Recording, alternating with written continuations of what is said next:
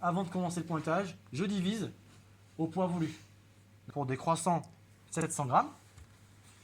Pain au chocolat, pareil. Et le pain au raisin sera 500 grammes. Une fois que j'ai mes 3 pâtons, 2 fois 700 et mon 500 grammes, je vais les mettre en forme. Le but c'est d'avoir quelque chose de bien régulier, un joli rectangle. Donc, je fais pareil pour les 3 pâtes. Ici, on est à bonne température, 23 degrés 5. Donc on va laisser ça 20 minutes sur le bord de son plan de travail. Couvert, très important, toujours couvert. Donc je récupère mon premier pâton, je laisse les autres bien couverts. Je fais mon plan de travail. Comme d'habitude, quand je travaille une pâte, le côté lisse sur le bois.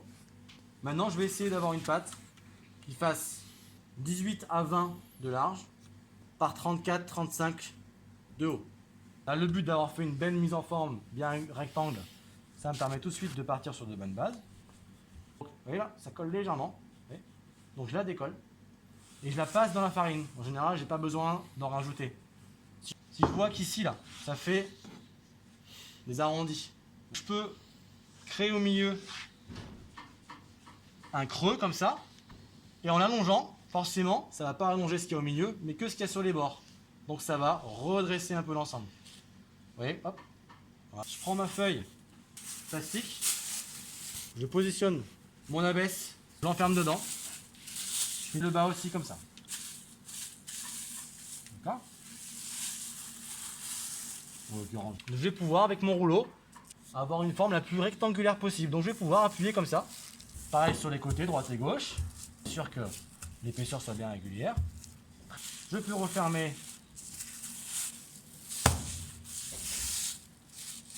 le bas pour avoir la pâte la plus régulière possible. Une fois que c'est fait, on met sur une plaque. Ça part en cellule de fermentation identifiée, en cellule de surgélation, pardon, identifiée pendant environ 20 minutes. Je le tape un peu pour le ramollir et pour lui donner une taille à peu près proche de ce qu'on recherche. Bon, je vais d'abord l'enfermer d'un côté comme ça, bien droit, et je vais plier, j'aplatis pour venir bloquer mon beurre ici. Derrière, je cherche mes 18 à peu près, en direction des angles. Je marque directement son prénom ou son numéro de candidat. Et on stocke ça au frigo jusqu'à utilisation. On doit légèrement s'enfoncer. Je sens que si j'appuie, eh bien le beurre s'étale mais ne casse pas. D'accord ? Ça, si vous ne maîtrisez pas la consistance du beurre, derrière, ce qui va se passer, c'est que votre pâton va marbrer.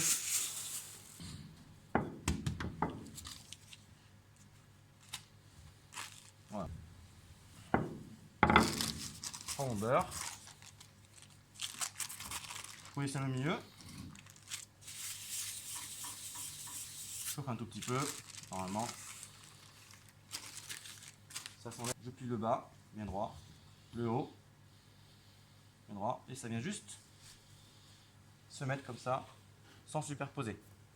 Maintenant, une chose très importante, toujours dans ce sens-là. Les deux côtés ouverts comme ça, là, face à vous.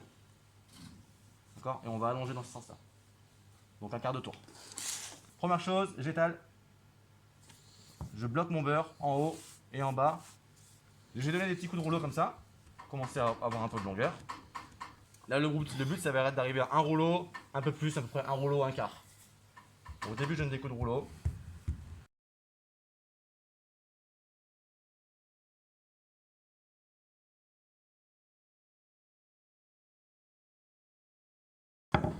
Un rouleau, un quart environ.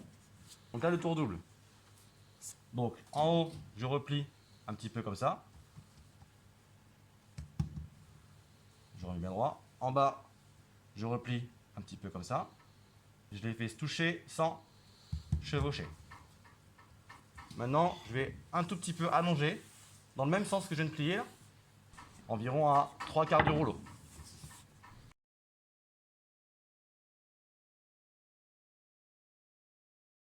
Et je vais pouvoir replier l'ensemble. D'accord ? Là, j'ai terminé mon tour double. Maintenant, je vais enchaîner avec mon deuxième tour. Donc toujours, quand on commence un tour, s'assurer que les deux ouvertures sont bel et bien face à moi. Donc je fais un quart de tour. Je peux, si je veux, avec mon couteau, couper ici, là. Ça permet de casser un peu la force et de faciliter l'allongement. Pareil ici, si je le souhaite. Voilà, donc les deux ouvertures sont face à moi. Je continue, pareil, je bloque en haut et en bas, comme tout à l'heure. Et je vais allonger cette fois-ci pour faire un tour simple.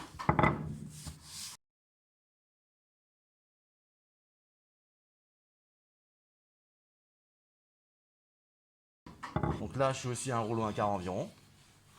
Donc le tour simple, ça me permet d'avoir 3 étages là. J'essaie de ne pas avoir de farine comme ça.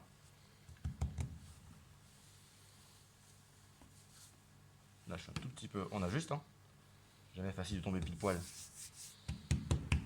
J'appuie bien.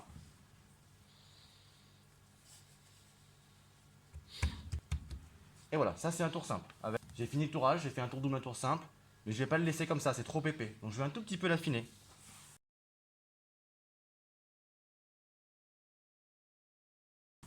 Objectif, obtenir un joli rectangle. Pas trop épais.